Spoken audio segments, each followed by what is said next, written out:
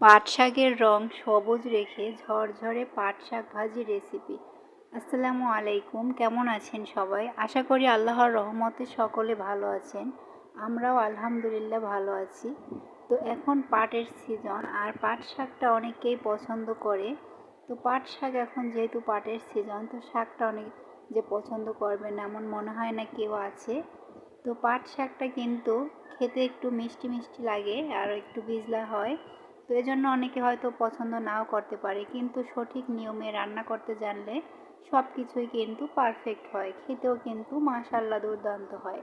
এখানেও দেখতে পাচ্ছেন আমার পাট শাকের কালারটাও কিন্তু আজকে একেবারে পারফেক্ট রয়েছে এবং শাকটাও কিন্তু খুব ঝরঝরে হয়েছে। তো চলুন কথা না বলে আজকের রেসিপি শুরু করি। তো এই তো তো আমি এখানে পাট শাক ভাজি করব। তো এজন্য আমি এখানে কিছু পাট তুলে নিয়ে এসেছি। আজকে এগুলো আমাদের ক্ষেতেরই পাট। তো খেতে পাট লাগিয়েছে, তো যখন প্রচুর পরিমাণে পাট হয়ে যায় তখন কিন্তু এর থেকে এগুলো আলাদা করে তুলে ফেলে দেয়।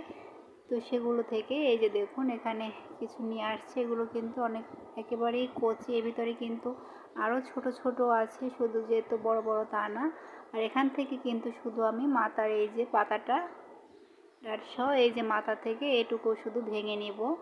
তো এভাবে করে আমি সবগুলো শাক থেকে এই যে যেগুলো রান্না করব আমি এখান থেকে মাথাগুলো ভেঙে তারপরে এগুলোকে খুব ভালো করে ধুয়ে নেব। এই তো দেখতেই পাচ্ছেন আমি কিন্তু এভাবে করে শুধু মাথার অংশটা ভেঙে নিচ্ছি। আর এগুলো একেবারেই কচি কচি শাক, বাজার থেকে কিনে নিয়ে আসলে হয়তো এর থেকে একটি হয়, এগুলো একেবারেই কিন্তু ফ্রেশ।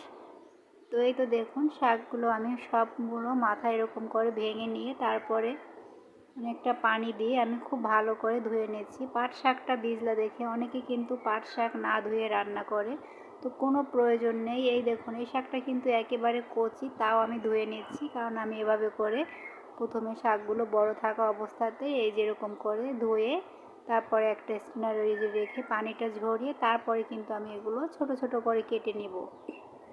তো এই তো দেখতেই পাচ্ছেন আমি খুব ভালো করে 2-3 বার করে আমি 3 বার পানি পাল্টে শাকগুলোকে খুব ভালো করে ধুয়ে নিচ্ছি। তাহলে শাকের ভিতরে কারণ অনেকটাই জীবাণু থাকে, এই পাটে কিন্তু অনেক সার বিষের প্রয়োজন হয়।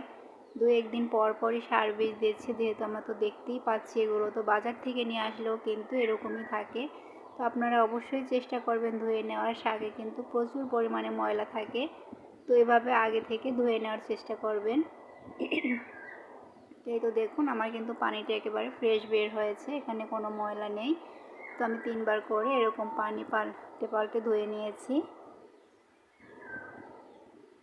তো এবার আমি এগুলোকে পানিটা ছেঁকার জন্য রেখে দিব। তো পুরোপুরি পানিটা যখন ঝরে যাবে তখন আমি এই যে এরকম করে ছোট করে কেটে নিয়েছি। আমি একেবারে কুচি কুচি করি নাই, যেহেতু শাকটা বিজলা বিজলা হয়ে যায়। তো সেই ক্ষেত্রে আমি এই যে এরকম একটু বড় টাইপের করে রেখেছি। তো তারপরে আমি রান্নার জন্য এই তো চুলায় একটা কড়াই বসিয়ে দিয়েছি। তো এবার এর ভিতরে আমি কিছু আস্ত রসুনের কোয়া এবং এই যে 2টো শুকনো মরিচ এরকম ভেঙে দিয়ে দিয়েছি। শুকনো মরিচ 2টো বড় ছিল তাই 2টো দিয়েছি। পাট শাকটা কিন্তু মিষ্টি মিষ্টি লাগে, সেই ক্ষেত্রে কিন্তু একটু ঝালের পরিমাণটা বেশি দেওয়ার চেষ্টা করবেন। আর রসুনটা পাট শাকে বেশি একটা যায় না, তো এই জন্য আমি কুচি করে দেইনি, এরকম আস্ত করে দিয়েছি, তাহলেই খেতে ভালো লাগবে, ফ্লেভারটাও খুব সুন্দর আসবে। তো আমি এখানে একটা বড় সাইজের রসুন এই যে এরকম কোয়াগুলো এড়িয়ে নিয়েছি। তো তারপরে কিন্তু দেখতেই পেলেন, হ্যাঁ, শুকনো মরিচ আর রসুনগুলোকে আমি কিছুক্ষণ ভেজে নিয়ে দিয়ে দিলাম প্রায় হাফ কাপের মতো পেঁয়াজ কুচি। পেঁয়াজটা একটু বেশি পরিমাণে দেওয়ার চেষ্টা করবেন। তো তারপরে কিন্তু আমি এখানে বেশ অনেকগুলো ঝাল ঝাল কাঁচামরিচ দিয়ে দিয়েছি। কাঁচামরিচগুলো তো প্রচুর পরিমাণে ঝাল, এগুলো আমাদের গাছের মরিচ, তো গাছ থেকে তুলে নিয়ে আসা হয়েছে। মরিচগুলোতে প্রচুর পরিমাণে ঝাল, তারপরও দেখতে পাচ্ছেন আমি এখানে অনেকগুলো কিন্তু মরিচ দিয়ে দিয়েছি। তো এই পর্যায়ে আমি একটু লবণ দিয়ে দিলাম। তো লবণ দিয়ে আমি এই যে মশলাগুলোকে পেঁয়াজ মরিচ এগুলোকে খুব ভালো করে ভেজে নিচ্ছি। একেবারে লাল লাল করে ভাজা হবে যখন, তখন আমি এর ভিতরে কেটে রাখা শাকগুলো দিয়ে দেব। তো দেখুন মশলাটা কিন্তু খুব ভালো করে ভাজা হয়ে গেছে। তো এই পর্যায়ে আমি কেটে রাখা শাকগুলো দিয়ে দিচ্ছি। আর শাকের পরিমাণটা প্রথমে যখন দেওয়া হয় তখন কিন্তু কড়াইয়ে আটে না, অনেক পরিমাণে থাকে, কিন্তু একটু পরে এগুলো কমে একেবারে চুপসে যায়। তো এই তো আমি একটু নেড়ে ঢাকনা দিয়ে ঢেকে দিচ্ছি। তো ঢাকনা দিয়ে আমি 1 মিনিটের জন্য এটাকে একটু ঢেকে দেব। এটা নেতিয়ে আসলে তারপরে আমি ঢাকনাটা তুলে নিচ্ছি।